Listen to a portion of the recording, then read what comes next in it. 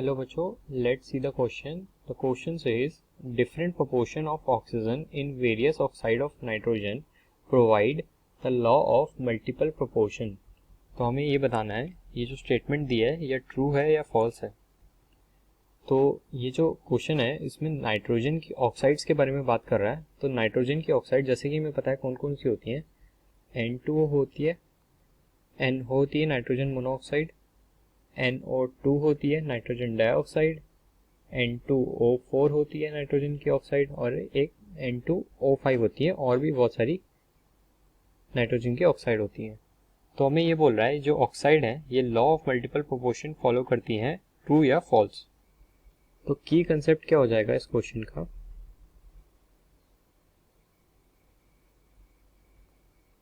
Law of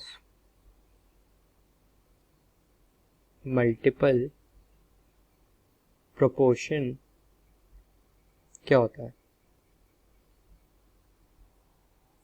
तो हमें law of multiple proportion जानना है क्या होता है.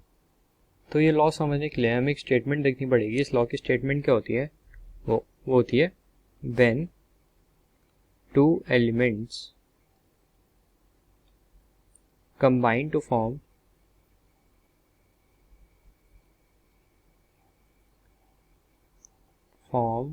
different compounds,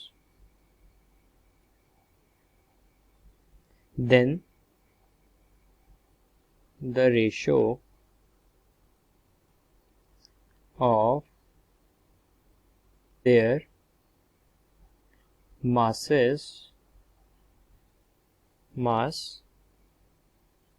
are small whole number.